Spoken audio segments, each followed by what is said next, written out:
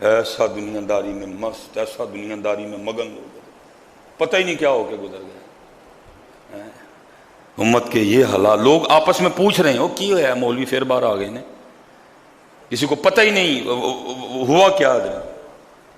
قوم نے سوکھے کام لب گئے نا، قوم نے یہ جو پکڑا ہوا ہے میری عمر مدینے دے ٹبیاں دی تصویر بنا دیاں گزر گئی، امت مدینے دے ٹبیاں دی تصویر ہی بنا دی رہ گئی، وہاں کتے کے بچے کیا کیا کر گئے نبی علیہ الصلوۃ والسلام کی شان میں۔ اور اوقات دیکھو حضرت جی، گائے کا پیشاب پینے والے وہ لوگ ہیں حضرت جی۔ بے ادبی والی بات تو رکھو پیچھے، میں تو کہتا ہوں گائے کا پیشاب پینے والوں، تمہارا تو منہ اس لائق ہی نہیں کہ تمہارے منہ سے وہ نام لیا جائے۔ بے ادبی والی بات تو ایک دفعہ رکھو نا سائڈ پہ، کیونکہ ہمیں ہمارے بڑوں نے یہی کہا تھا، 1000 بار بشویم دخن ز مشک و غلاب۔ وہ کہتے ہیں نا مشک تے غلابڑا بھی منہ تو کیا، پھر بھی تیرا منہ اس لائق نہیں کہ وہ نام لیا جا سکے تیرے منہ سے۔ یہ پیشاب پینے والا منہ، وہ منہ جس منہ میں گائے کا پیشاب جائے، یہ منہ اب ہمارے نبی کو باتیں کریں گے؟ ہونا تو یہ چاہیے تھا، کوئی سعد رضوی کی کال نہ آتی، کوئی رضا ثاقب صاحب کا بیان نہ آتا، کوئی پیر اجمل صاحب کا بیان نہ ہوتا، امت اتنی بیدار ہوتی، امت کو اپنے نبی سے اتنا پیار ہوتا، بغیر بلائے ساری کی امت، ساری امت بارڈر پہ کھڑی ہوتی، اوے تاڑی جرت کے میں ہوئی ساڑی نبی دے خلاف بول لیں۔ ہاں جی ہاں جی، او تسی پیشاب پینا لے، او گندو تمہارا تو منہ اس لائق نہیں کہ اس منہ سے اتنا سونا نام دیا جا سکے، تم ہمارے نبی کی بے ادبی کرو گے۔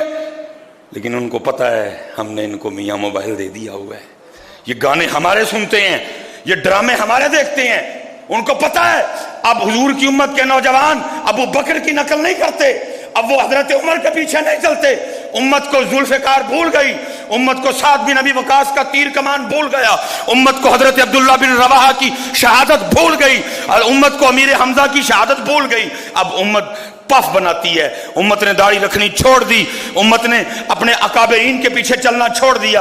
امت تو نبی کی ہے، امت تو محمد کی ہے، لیکن نقل ہمارے ایکٹروں کی کرتی ہے۔ امت تو محمد کی ہے لیکن چلتی ہمارے ایکٹروں کے پیچھے ہے۔ امت تو محمد کی ہے لیکن لباس وہ ہمارے ایکٹروں والا پہنتی ہے۔ امت تو محمد کی ہے لیکن نقل وہ ہمارے ایکٹروں کی کرتے ہیں۔ امت تو محمد کی ہے لیکن ان کی شادیوں پہ رواج ہمارے ہیں۔ امت تو محمد کی ہے لیکن ان کے گھروں میں ماحول ہمارا ہے۔ امت کو محمد کی ہے لیکن محمد کی امت قرآن چھوڑ چکی ہے، اب وہ یوٹیوب پہ ہمیں دیکھتے ہیں، اب وہ فیس بک پہ ہمیں دیکھتے ہیں، اب وہ انسٹاگرام پہ ہمیں دیکھتے ہیں، اب وہ ٹویٹر پہ ہمارے پیچھے چلتے ہیں۔ تو پھر کرو جو ہونا ہے۔ ہونا تو یہ چاہیے تھا کوئی کال نہ آتی، غیرت ایمانی، حکمرانوں کی تو بات ہی کوئی نہیں، یہ تو کرسی کے پیچھے پاگل ہو چکے ہیں، ان کی غیرت ایمانی دفن ہو گئی، یہ اپنی اپنی غیرت ایمانی کو جا کے دفن کر آئے وہاں، ان سے کوئی امید نہیں۔ حالا ہونا چاہیے تھا، بائیکاٹ ہوتا، بڑا بائیکاٹ ہوتا، ختم، کاٹا، ختم، بس اینڈ، کچھ بھی نہیں۔ ایک قرارداد پیش کی گئی جس کو منظور کر دیا گیا، نہ امت کو کچھ ہوا نہ حکمرانوں کو کچھ ہوا ہے۔